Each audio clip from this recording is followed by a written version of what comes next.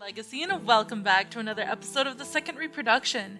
So, let's jump right back in.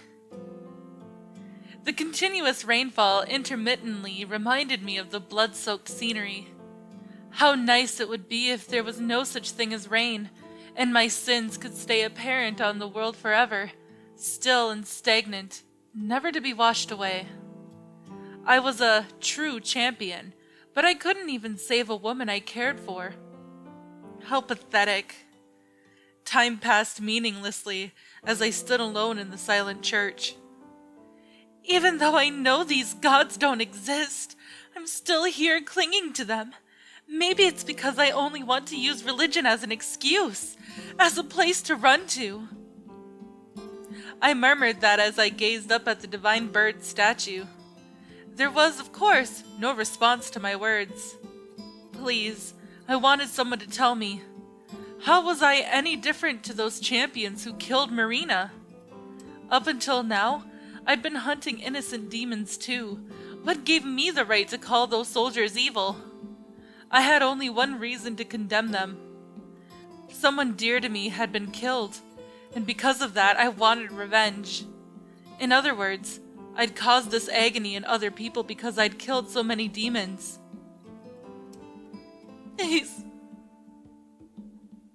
And even though I'd done that, the demons all forgave me. They let me spend my days laughing and chatting with them. Please. All they'd given me was warmth and kindness, even though I didn't deserve it. Please, someone punish me.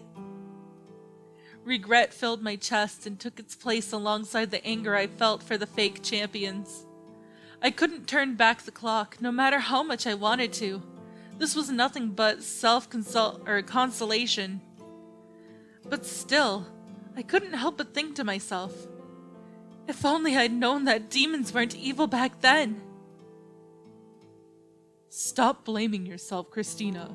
Marina would be sad if she saw you like this. Had he finished dealing with the aftermath? Gardis was walking up to me. The gentleness in his voice made the tears I'd been holding in come back to the surface. But I refused to listen to him, clenching my trembling fist harder and harder as I tried to keep myself composed. I heard him sigh quietly behind me. I'd caused trouble for him again. After that, Gardis carried me back to my room. I didn't have the strength to stand anymore. How pitiful. I'm sorry. I'm just causing trouble, aren't I? I don't care about trouble beyond national affairs. And the townspeople you saved don't think that either. But I couldn't do anything. Maybe it is just part of your duty as a champion, but you still did a lot of good. You saved that mother's heart, too. That wasn't nothing. Christina. I tried to stay composed, but when I heard him say my name, I couldn't hold the tears back anymore. Large teardrops rolled down my cheeks, dampening my trembling lips. But Gardis, I'm...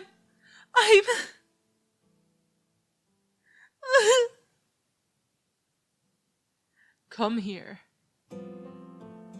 His calm voice sent a ripple through my heart. Guided by it, I naturally surrendered myself to Gardis' arms.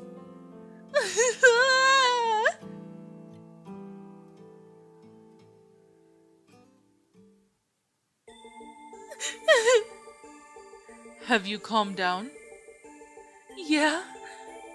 For a while, Gardis had silently held me as I cried like a child. As the hand that was gently stroking my hair moved away, I felt a tinge of loneliness. There's no such thing as a person who can judge others. The only one who can judge you is yourself. Even if I killed a thief, if he himself didn't believe he'd been judged, then there's no judgment. That's why the same tragedy would keep repeating itself. In the end, to judge or to be judged, or to judge or be judged, to forgive or be forgiven, all of that depends on the individuals themselves. Do you want to be judged or forgiven. I don't want to be forgiven. I want everyone to despise me forever. That's the punishment I deserve. I only realized it after saying it out loud. I didn't want Marina to forgive me, not at all. Even if I was given tens of thousands of words of forgiveness, I'd never be able to accept them. I see. Then shoulder your sins for all of eternity. So you'll stop asking me to quit blaming myself? You're the most stubborn woman I've ever met. If a word or two from me would stop you feeling miserable, then you wouldn't be crying like this. And on top of that, sins aren't something that disappear.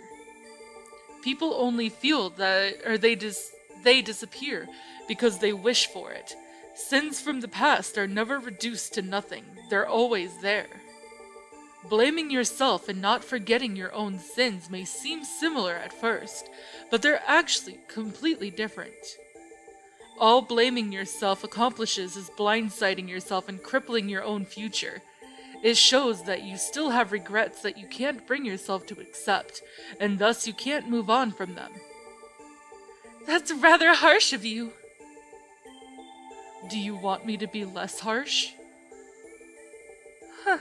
No. It's just like you to say things like that. Thank you. If Gardis was just a man who said comforting things at a time like this, then I wouldn't be so attracted to him. It's because he could always look straight ahead and take action that's truly for my sake that I wanted to be with him. Anyway, I should be going back to my room. If there's anything else you want to say, then you can find... Oh, wait! I spontaneously grabbed Gardis' arm as he stood up. He looked shocked, just for a second, but then his face loosened into a troubled smile. I really do want to stay by your side right now, but if I hold you in my arms for much longer, I'll lose control of myself. Huh? I'm not a gentleman, I'm a demon. I can't stay composed as I hug the woman I love. The woman you love? Are you saying I'm unique in some way? Don't be an idiot. What? Do you really think I'd use that word so frivolously? How would I know? Huh. So all my effort went amiss, it seems. My divine bird, why would you misunderstand me, I wonder? He was whispering into my ear, teasing my eardrum with his flirtatious voice when he softly bit my earlobe. My body trembled, sending a sweet numbness through my nervous system. His lips moved, pressing against the back of my neck as if trying to excite me. But I knew nothing would happen afterwards. Let me say something first. What is it? You won't make love to me. You don't have any intention of doing so, and yet you still tease me like this. What a cruel man you are. Should I take that as an invitation? Take it however you want. It doesn't matter though, does it? Since you'll just keep me a virgin and pass me over to some prince I've never met before anyway. Gardis, if you truly want what's best for me, then pay no attention to such matters. Or are you trying to say that the man I'm attracted to is a weakling who likes to give up easily? Aren't you still alive? Keep fighting until the very last second, even if it makes you look uncool. Do you want me to bring misfortune upon you? Is that it? For me, true misfortune is not becoming one with the man I love. But I don't want any kind of bad luck. If I had a choice, then of course I'd want to be happy until my final moments. So that's why, if you're holding back because you're worried about what'll happen to me after I die, then kill me right now. What are you talking about? Lizette's words from the night we left for Death Ride suddenly came back to me. I could finally understand how much resolve he'd felt and how determined he'd been to follow me. I'd gone this far back in time just to meet Gardis again. I wasn't turning back now. That way, I won't regret anything. I'll be at peace. Christina. I love you, Gardis. Whether I live or die, it is all up to you. Gardis? You really are stubborn. I doubt I'll ever meet a woman as willful as you. Do you dislike the stubborn woman standing before you? No. I love her so much that I'm at a loss over what to do with her. Gardis! Oh, goodness! Is your body all right? I can certainly say I'm not all right. Well, I was planning on being gentle. Even if you were gentle, isn't it kind of meaningless if you do it that many times? Oh my god! I think it's your fault for having such an alluring body. Hey! Where are your hands going? There's no way we could do it again. There are no absolutes in this world. Why are you saying that with a serious face? How about we find out for sure? I don't think so. Christina. Fine. In that case, if you answer my next question, I'll let you examine me for a little longer. Huh? Go ahead. I've asked you this before, but you're not the one who destroyed Crofts, are you? Shouldn't you tell me the truth already? Look, I'm already sharing the same fate as you. You're not going to shake me off again, are you? Huh. I can't imagine what would happen if I did. I suspect I'd face a punishment worse than death. Of course. Seeing the gleeful smile on my face, Gardis let out a half-hearted sigh. Then he whispered, I can't refuse you, and kissed me on the forehead. Why are you so sure I didn't do it? I've killed champions who strolled into my kingdom, you know. Yes, but you stop as soon as they retreat, don't you? You don't pursue them after they leave Deathrite's borders and insist on murdering them all.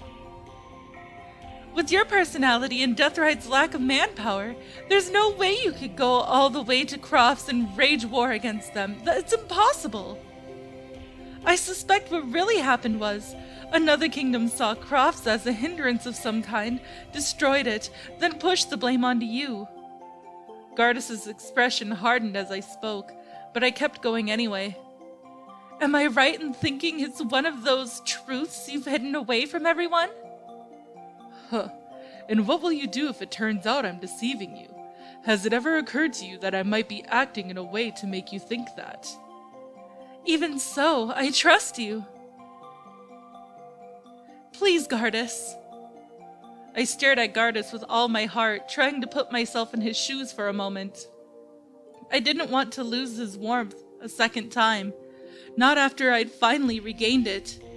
If there was any way to escape our fate, then I would keep searching for it until the very end, even if I had to go to war barehanded.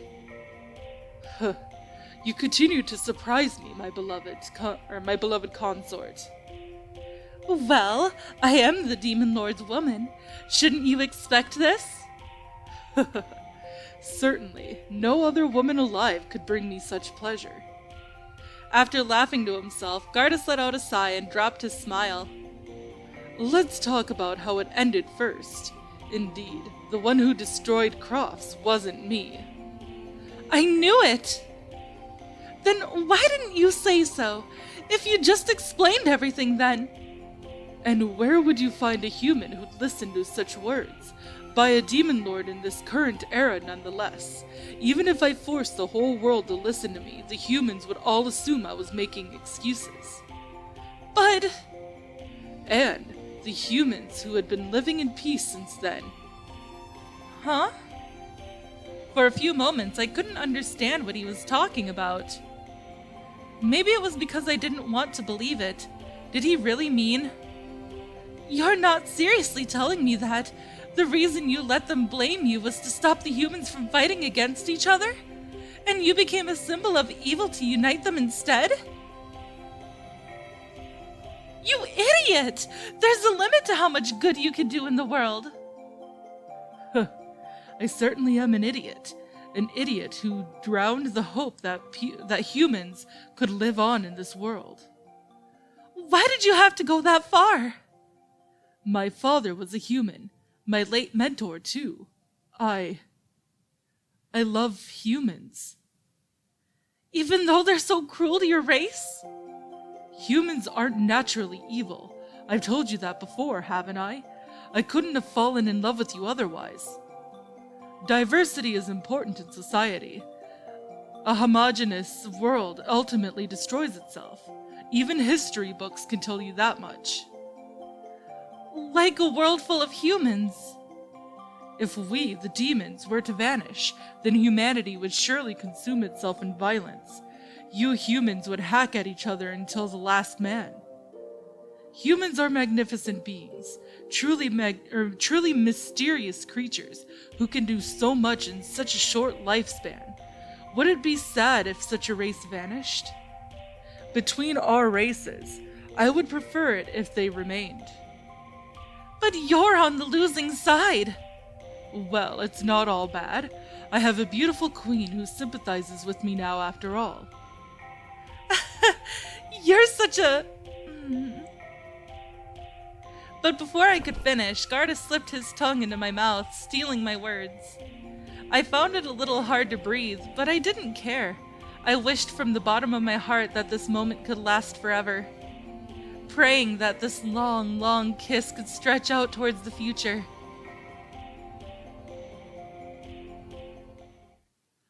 Oh, that was so sweet. Oh, and I cried a little bit. No. Anyways, so tomorrow's a day off in the Demon Kingdom, huh? I should go to sleep.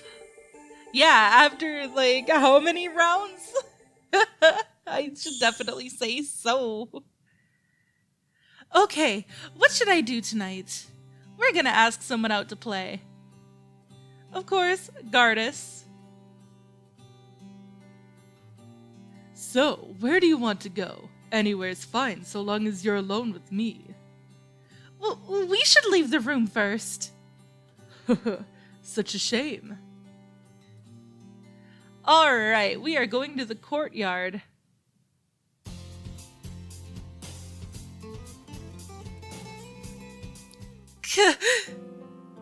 Are you all right, sir? Please, leave the rest to me and sit down for a while. Is he ill? We don't have the time for that. This is something only I can do. I'm the only one still opposing Almanon's racial cleansing. If everyone finds out I have Gerard fever, then my campaign's finished. Gerard fever? And now that I finally made up my mind to come here, I still can't find that scientist who worked on finding a cure. Excuse me, sir, are you looking for some medicine to cure Gerard fever? I am, yes. Why do you ask? I actually know the researcher, and he gave me some medicine for it. Really? Yes, this truly is a wonderful coincidence. The divine bird LeMay must have guided me here, just so I could save you. So if you need the medicine, you're welcome to have it. How much do you want for? I'm not interested in money or personal benefit. If you want to repay me, then take the medicine and get better. But I've never met you before. How can I? Well, we're having a conversation right now, aren't we? We're at least acquaintances. If you're worried about poison, I'll happily take a sip. It's fine. I believe in LeMay's guidance. So if you're really okay with it, I'll gladly take it off your hands. Of course. Here, drink it carefully. Thank you, kind lady. It's been about an hour now. How are you feeling? Ooh, oh, my chest feels clearer. The pressure's gone. I'm so glad that you took that medicine off me. I'm in your debt, young lady. Please, come visit me in my castle someday. I'll repay you handsomely for your kindness. Castle? Oh, how rude of me. I forgot to introduce myself. My name is Evenin Lazoland, Chancellor of the Republic of Gerard. Chancellor of Gerard? Now that you mention it, you do look a little familiar. I'm the third princess of Alman and Christina Ranzad. Forgive my insolence for not recognizing you. You're that famous champion, Lady Christina? Goodness me, it truly must be LeMay's doing that brought us together like this. But unfortunately, I can't invite you to my castle now. Not now that I know your identity. Huh? Why? The only one allowed to adore the silver-haired maiden is the ruler of this kingdom, am I correct? You must be joking. I wasn't, actually. Anyway, I need to find the man who made this and then return to my kingdom. Please, don't hesitate to contact me if you run into any difficulties. I'll come as fast as I can, no matter how far away I am. That's a promise. Thank you, Minister. May we meet again. Well, that was unexpected. I think I just gained a powerful ally. I suppose I don't have to worry so much about Deathrite's future now. Heck yeah! Alright, but that is all the time that I have for this episode, guys. So, if you liked it, please give it a big thumbs up down below. And if you haven't already subscribed, by subscribing, you're becoming part of a legacy. I love you guys so much, and I will see you in the next video. Bye-bye!